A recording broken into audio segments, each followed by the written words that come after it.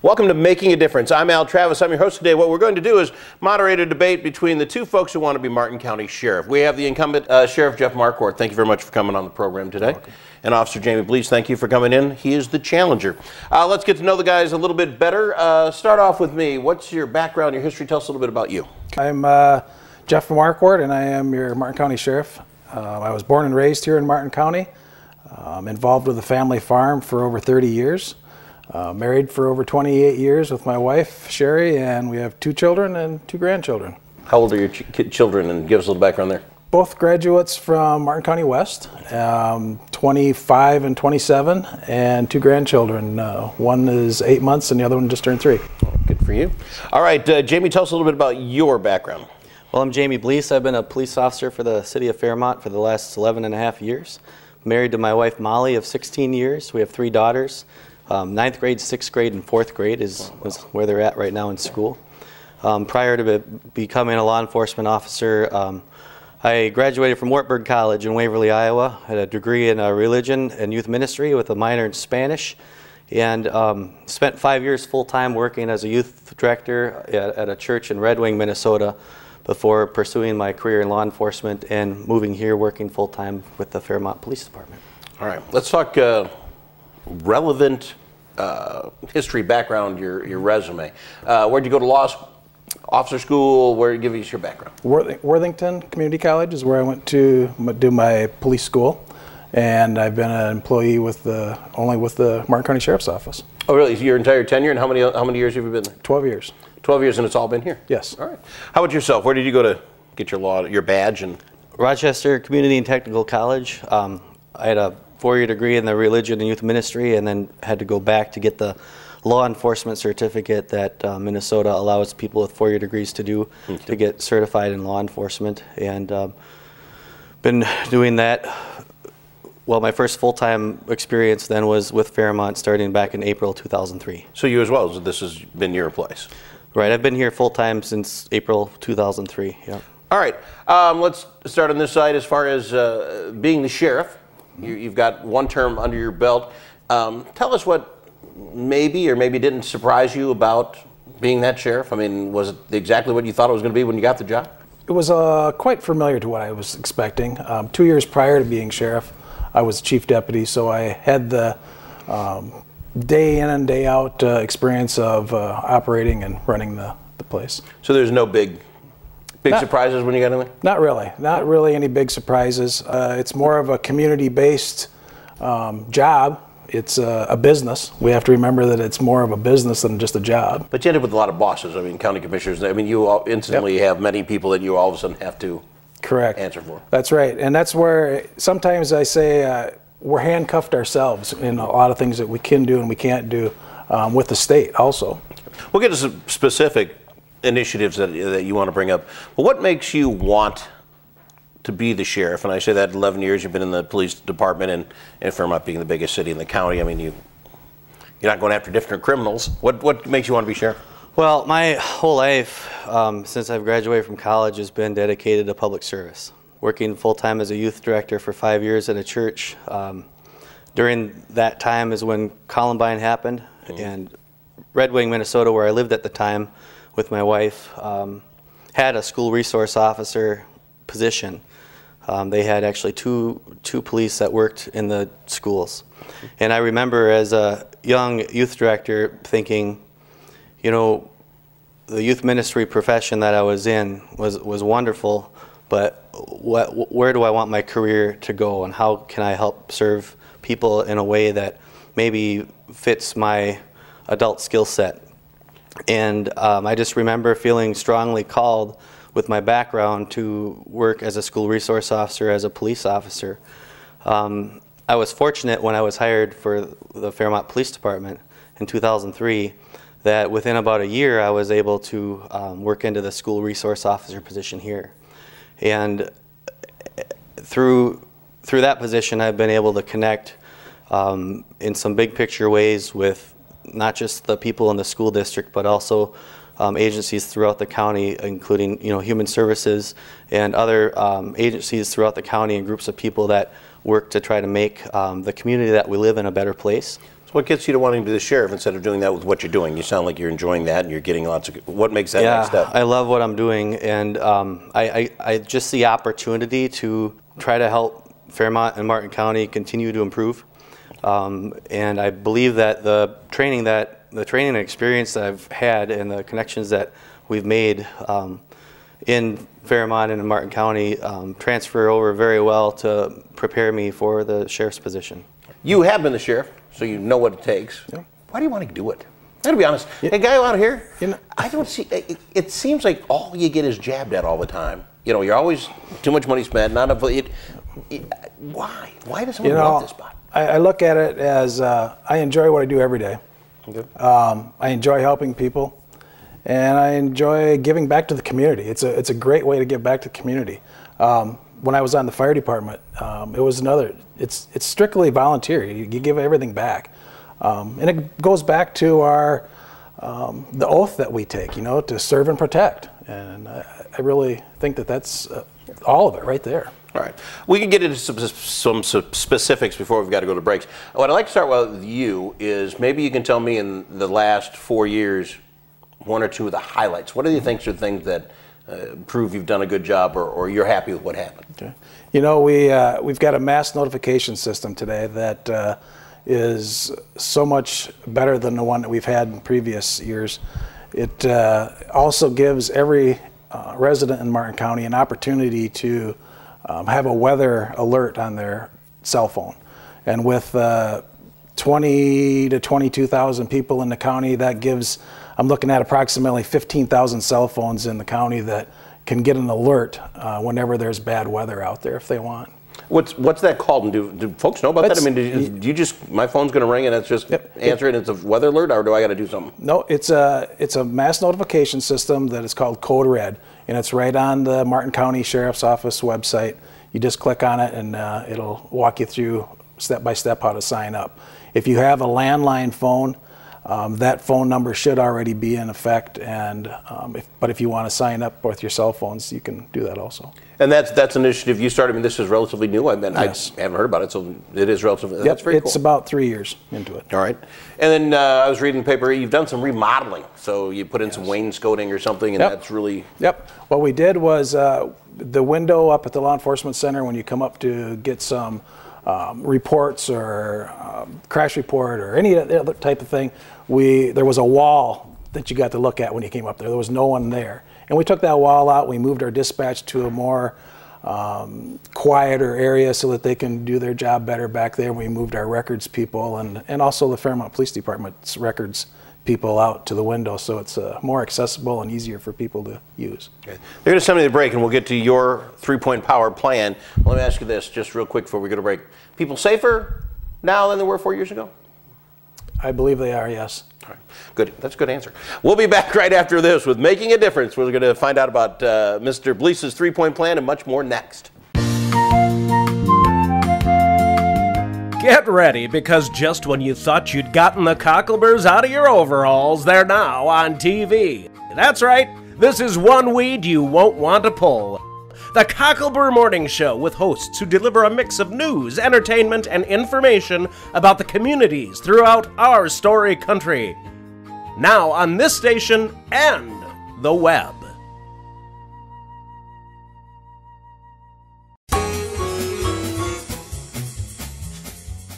Get ready, because now you can see a late-night talk show filmed in front of a discerning yet agreeable studio audience. Split Hoof tonight. Cousin John and his incomparable sidekick, Earl Silo, interview a roster of guests who make appearances that you won't want to miss. Now on this station and the web.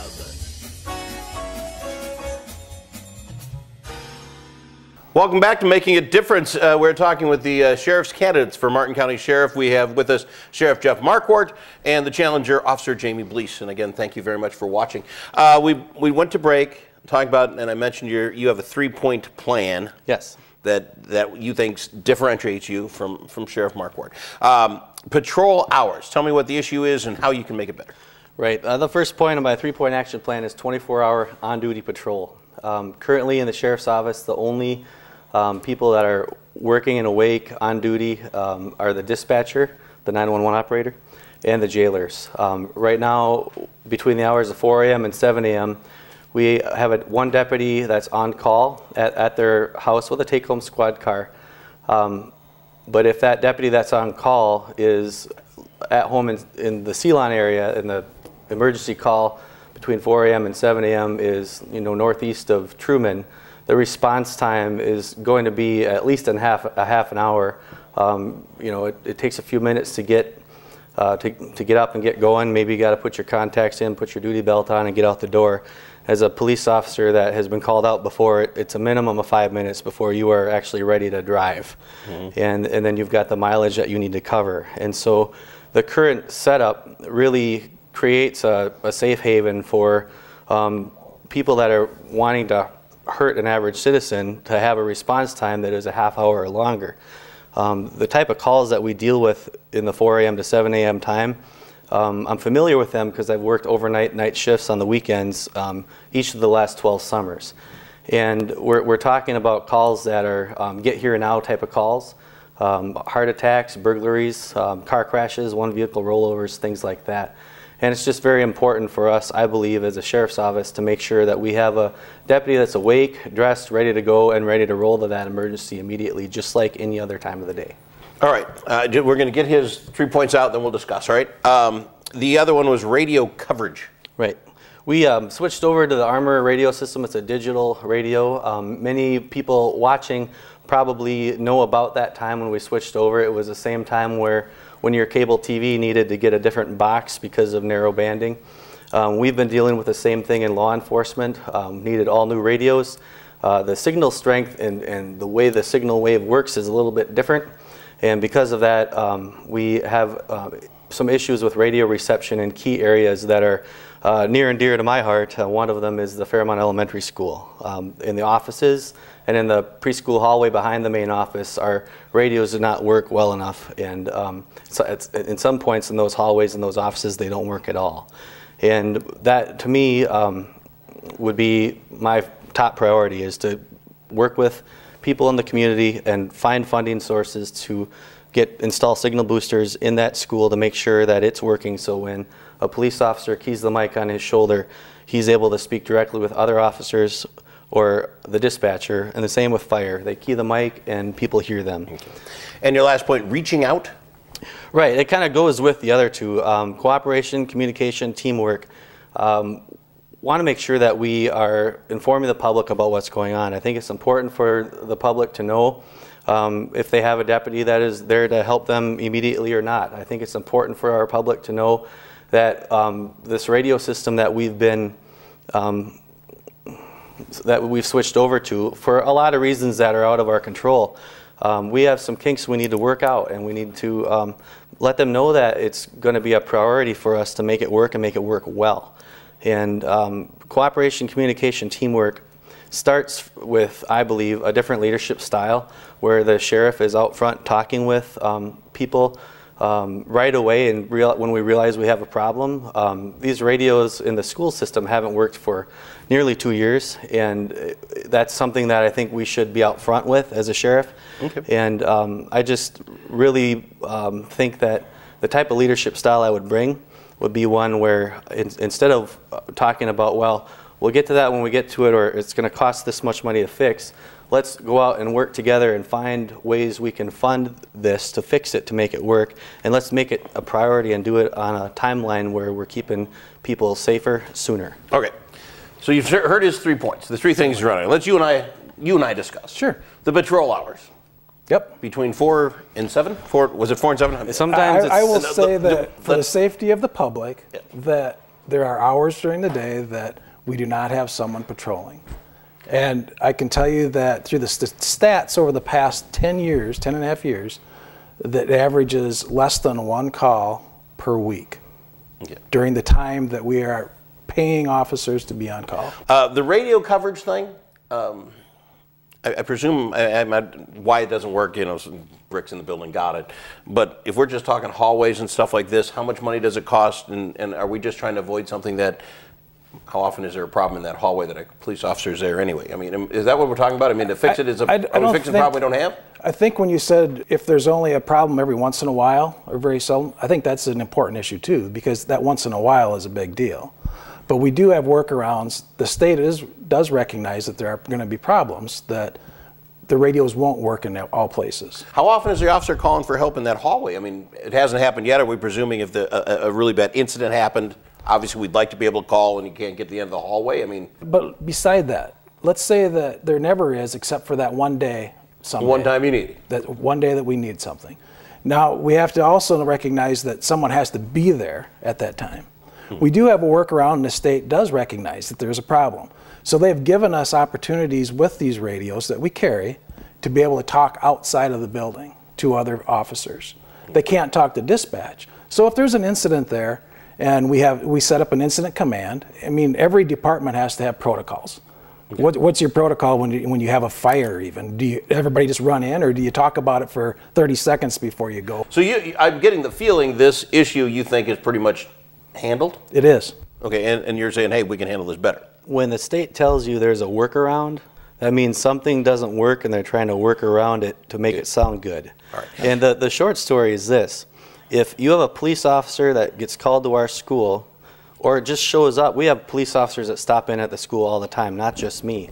We have deputies that go to have lunch with their kids at school on a regular basis. We have police officers that do the same thing. More and more now, in my experience at school, is parents a lot of times fight their custody battles right at the school. And we don't know when that's going to happen. And as a school resource officer, I've been in my office with my Markquart car in the horseshoe of the high school, and people still decide they want to have an argument that can get dangerous quick, even though there's presence at the school. So my point is this.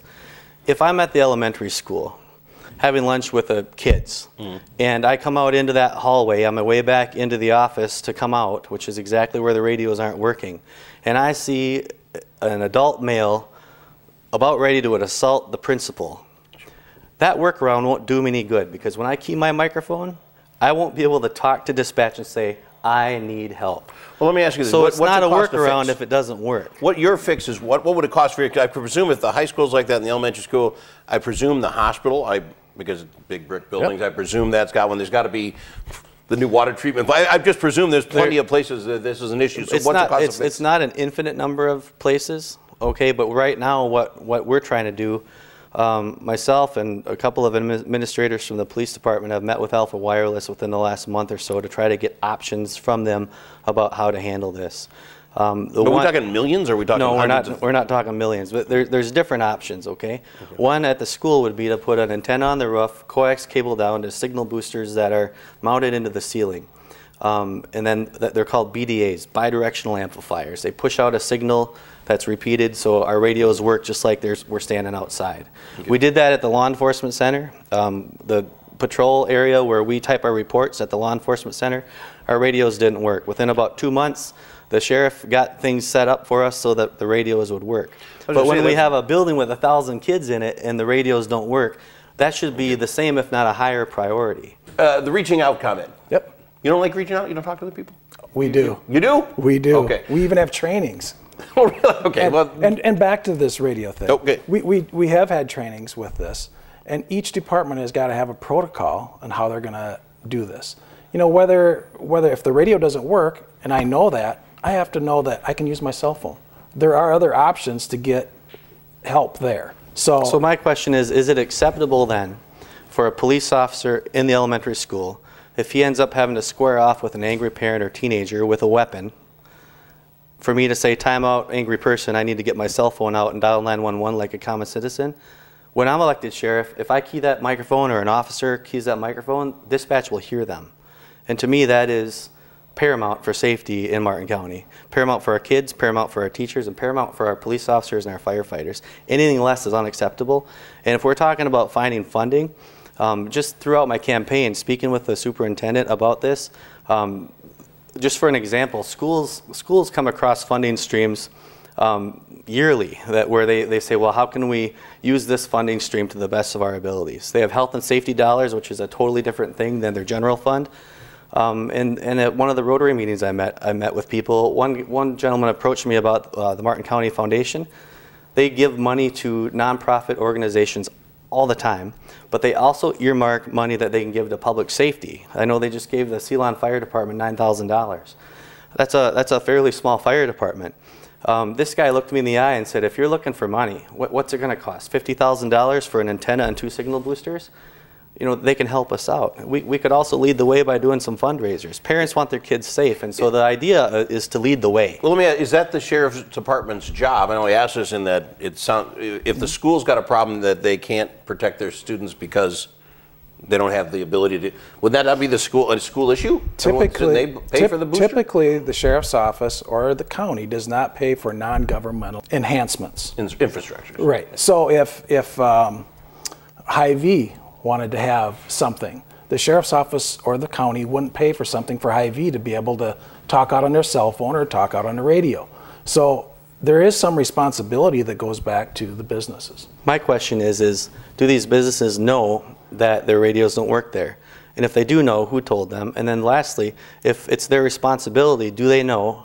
And if they do know it's their responsibility, has anyone worked with them to explain to them what the costs of those are going to be and how to get a contractor ready to set that up? He brings up, how long have we had the new radios? Approximately 2 years. Yeah. Have we kind of wandered around when you're in Hy-Vee, gave it a click to see? Have we done kind of a testing to see? Because it's a good point. I would have no idea if you're in the egg section of Hy-Vee whether you can make and that's a call. a good point, because I was nominated the local system administrator for the radio. The county purchased the radios for all of the fire departments, for everybody that has a radio. Public Works, everybody. And we gave them training the very day that they got their radios. And we told them that these radios are not going to work in every place. So go out and test them. Come back to us and tell us where there's problem areas. And as of, I looked at the email this afternoon, and it was the 4th of September, this month, was the first time that as the system administrator, that I received any information back that we've asked for. Okay. So is it a distance thing too, or is it literally just kind of the construction is a problem? When you're the far outside edges of the county, is those radios still work? I mean, it isn't because absolutely. You know, you get out here by the Dairy Queen and by Hawkins, and you'll draw off the Blue Earth Tower. Al, I'm going to stop you. Okay, the September 4th date is simply not true. My opponent says that he has not had any communication from anybody about radio signal strength. I don't want to get into semantics about dates, but in the photo press it says October or August 21st. Now he's saying September 4th. What I'm trying to explain is that as a school resource officer that's clearly fired up about this issue, the first thing I did when I got my radio is I turned it on, pushed the button, checked the signal strength all around. When I did that and I brought it forward through our chain of commands that we have to follow, it was turned in, okay? And then through communication with the sheriff's office, they sent their contractor down to verify my numbers. And I walked with the contractor from Alpha Wireless and showed him exactly what I was doing, and he verified all my numbers. That was last year in February. So the numbers were given to the sheriff's person. What we have to understand here is it's two different styles of leadership. If the contractor that does the work for us to install the boosters was sent to go talk with me and follow me through the school to verify the work that I've already done, and this is just in the school area, okay? Mm-hmm. And when I call out at the school and I say, I'll be at the school, my radio doesn't work well here, and when our sheriff has his radio on and hears these things, I just believe that the type of leadership style I would bring to the sheriff's office would be, hey, we know there's a problem, let's see what we can do to fix it. Instead of waiting and for that one special email or that one piece of paper that may or may not have been delivered to the right person. And the bottom line is we've been working in good faith trying to communicate the problem to the local system administrator, who is my opponent, and we haven't gotten any solid leadership as to how to come to solutions. And as I'm listening, I believe you're saying that this isn't as big a problem as that we have workarounds for everything that's there now. We're still working on this. I mean, we've been working on this from the day we got the radios. And again, until I was never given, the system administrator, whether Mr. Officer Bleess gave the information to his admin or whoever, but they have never brought it to me. On the 21st of August, I received it actually from the vendor who said, you know, as system administrator, you should have this information. So I just got it on the 21st. But the police department did not give me that information until I asked for it again on the 4th of September. I think as people... That's where the communication breakdown is, that they're not communicating with the system administrator. I'm going to pretend I'm the Joe average guy out there. The information you've gotten, can you summarize it? Are there hundreds of places that this is an issue? Is it tens of places? Is it 1, 2 places? There are places in the school that there's an issue. So school's one. If I count, Yep. school's got issues. Yep. How many other buildings or how many other places do you know, like valleys or whatever it would be? Maybe a dozen, but I want to tell you now that it's the same places that we had problems with the old radios. But those radios, everyone got along fine with. But they knew that they had bad places. There's places in the county with the older radios that you didn't dare make a traffic stop on because you couldn't get out on your radio. So you waited to go another mile or two down the road. All right, we're going to end up having to wrap up the show. So we're going to come back after this break. We'll hear the final words from both these candidates next on Making a Difference. Get ready, because now you can watch a full of fun daytime talk show that shares the latest and greatest news about the people, places, and events found all over our story country. The Women of Sweet Swine County, hosted by 3 sassy ladies that tell small town stories with big town attitude. Now on this station and the web. Welcome back to Making a Difference. Al Travis with the 2 candidates for Martin County Sheriff, Sheriff Jeff Markquart and Officer Jamie Bleess. Gentlemen, probably got just enough time for each of you to take a look into the camera. Give the folks out there your reason why they should vote for you, and I'll start with you, Sheriff. 4 years ago, Martin County residents put their trust in me to be their sheriff. And with your vote on November 4th, I will continue to make this a great county to live in, a safe county to live in, and a great county to have recreation in and raise your families in. Thank you for your support. Officer Bleess, if you'd look right into that camera and give me the reason they should vote for you. First of all, thank you for putting this on for us, and I'd like to thank Our Story Studios for having us here. My 3-point action plan describes exactly what I want to accomplish in my first term as sheriff. The first one is 24-hour on-duty patrol. We need to make sure that we have at least 1 deputy awake, ready to go to respond to these get here now calls that occur between the hours of 4 a.m. and 7 a.m. A call at 4:30 in the morning is just as important as a call at 4:30 in the afternoon. Secondly, the radios that we have are excellent equipment. We need to make sure that they are doing the job to keep police officers, firefighters, emergency responders, and especially our children, students, and teachers safe. And right now, that has not been a priority, and when I'm elected, that will be my top priority. And then last is cooperation, communication, and teamwork. One of the biggest things I want to do as a law enforcement, chief law enforcement officer of the county as a sheriff would be to make sure that our firefighters, our local police departments, and our local city councils feel supported by the office of the sheriff. And by doing that, the way I would do that would be to get to these meetings on a regular basis, listen to the issues that they have, ask them if they have needs that we can help them with, whether it be with funding or helping them secure equipment to help them do their job in a way that will keep everybody safe and will support the work that the sheriff's office does. So those are 3 big reasons why I'm running for office, and I would appreciate your vote on November 4th. All right, I'd like to say thank you very much to both Sheriff Jeff Markquart and Officer Jamie Bleess for coming in and doing this. I thank you for watching. This is Making a Difference. I want to thank Our Story Productions and Gemini Studios for putting this whole thing together. I'd like to thank the studio audience, which was a surprise to me because I cannot believe people come to watch this live. This is fabulous. So thank you. I want to remind everybody to vote November 4th. It's important. See you again next time on Making a Difference.